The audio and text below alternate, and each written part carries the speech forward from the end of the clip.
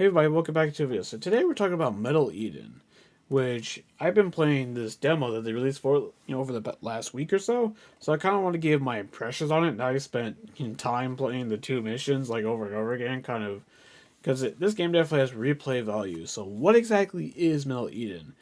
I would describe it as if Doom had a baby with Timefall 2 in a cyberpunk setting. That's kind of how I would describe it.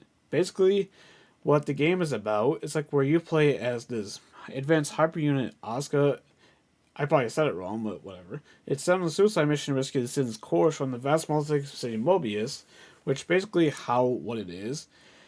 What you play as a character, it specializes in recon missions powered by this thing called Phantom Core. That comes into play later on with another Doom comparison. We'll get into that, later on. Basically, you're powered by this thing called Phantom Core, that you can dash, grapple, and wall run. That's where the Timefall comparison comes in with the movement, which it is so darn fun. Just blast your way, through the environments to get to the next room, and then clear out the enemies. Obviously, phenomenal gunplay. That's where the first Doom comparison comes in, of course. So I mean, yeah, this game is being by the developers who did Ruiner all the way back during the PS4 and Xbox One generation. This game is coming out in just a few weeks.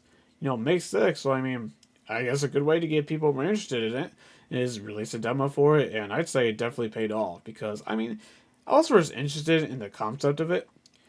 When Sony showed it at a State of Play a few months ago, and this is where one of the Doom comparisons I talked about come in. This is the other one where this mechanic is called where you extract core. Basically, you can rip cores out from enemies. Once you do it, it's on a 30-second cooldown, so it is definitely a big component of this game.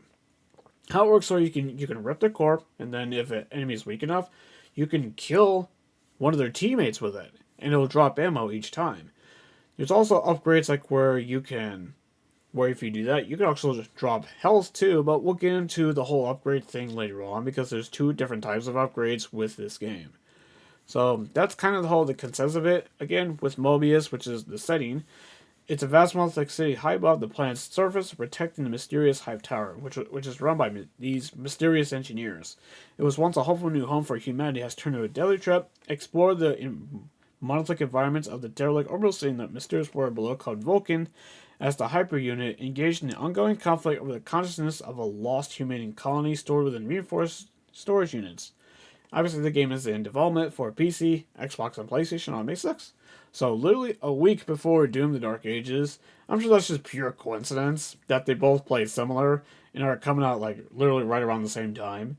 So, I mean, hey, what can I say? My first impression so far, pretty darn amazing game so far. Like, it's definitely high potential. But, I mean, yeah, there are two different kinds of upgrades I kind of hinted at before, you know, earlier in this video. Now let's talk about the actual upgrades. So the first one, where you can actually upgrade the character yourself. And how does that work? Once you clear certain rooms, you'll hack this thing basically, and this is how the skill tree come about. You can do upgrade your core ripping, your core power, or your suit yourself. So I just went with the Vampiric Strike, which is where when you break armor with an ability called Super Punch, where how that works basically, like where you can once you kill and to rip an enemy's core, you can consume it, and once you do, you can actually essentially rip an enemy's armor one melee hit, where making it completely vulnerable to standard weapon attacks. So that's kind of how it works, right? So again, you consume the core. So instead of just simply throwing it, you hold the left bumper to consume it. And there you go, you can instantly take armored enemies down pretty quickly, honestly. Depending on which one. Like that first one I just did was like pretty simple. Just an instance. Now the other kind of upgrades that we're going to go over, there's also weapon upgrades. Again, in this demo you have access to essentially an assault rifle, which is basically your default.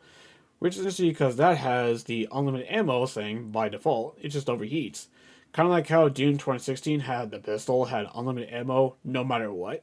And that was your startout weapon. So interesting that they went with an assault rifle in this one. I guess they kind of changed it up. Essentially unique itself from Doom 2016 even more. When it comes to like startup weapons. So very interesting take. Now the other thing, let's talk about weapon upgrades. So this is how it works. There's these challenges you have to kill 30 enemies, and once you do, you unlock a weapon point. So you go to these stations throughout the world, and that's kind of how you unlock weapon upgrades. So, and interesting that each upgrade also has an alt fire mode, like the pistol. You can actually fire like a powerful laser shot with it, which is really darn cool. I mean, again, you only have access to 3 weapons. Like for instance, the other upgrade, which is like for the assault rifle that you use, basically where you can reduce the cooldown, reduce the overheating function on that weapon. So again, just obviously more to customize your experience to your playstyle. So I mean, you got plenty of options here. Now with that kind of out of the way, well, I have very good. Definitely, I'm loving what I played so far. I do have some concerns though. However, my main concern right now is performance issues, especially on the PC, because of again, it's an Unreal Engine game. You immediately see the Unreal Engine logo as soon as you boot up the game.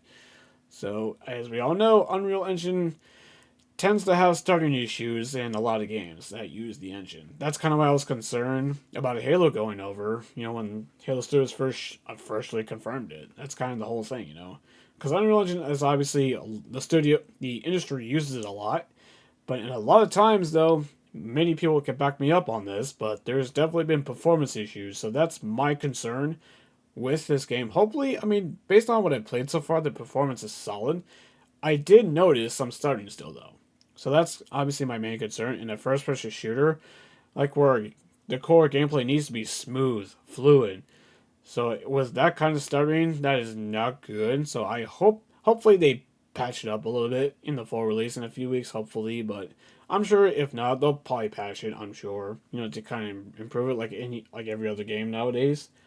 So I mean, that's like my main concern with this game so far, just based on the short content that there is here, which is pretty darn awesome game. Don't get me wrong, but definitely concerned about performance though. However, though, like that's definitely something to be worried about, honestly, because I did notice some stuttering. So hopefully, the development team obviously noticed that from feedback from the community, and hopefully they implemented that in the final version of the game in a few weeks, hopefully. But I guess it also depends on how early this build was. You know what I mean.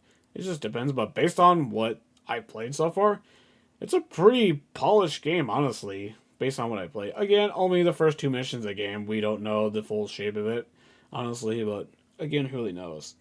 Guess time will tell, but overall, I'm I've got a very good thing. I have a very good feeling about this one. Like definitely. Now, if I do get it, which is weird that you can't pre-order yet, makes me kind of wonder if they're considering delaying it. But I mean, I guess it just depends how far along the game is in terms of a polishing phase. But I mean, if they need to delay it to give it more time in the oven, do it. Do it because I want this game to succeed because I'm really loving what I played of this game. It is freaking awesome. So I'd give the demo a shot. Again, you could download it on all versions. Download the demo on all 3 platforms, and then give it a shot. See what you think of it before you actually dive into and buy the game whenever it comes out. Assumingly in the next few weeks, assuming that there's no delays. They're coming like pretty quick because this game is coming out pretty soon, and that's kind of nice though. What's funny is that Metal Eden was even the original name for the game, anyways. But other than that though, yeah, very solid experience so far. I'm looking forward to the full game now when it comes out on May 6th. So with that out of the way, what did you guys think of this? Have you downloaded the demo? If so, what did you think of it based on what you played of it? Let me know in the comment section below, and I'll see you on the next one.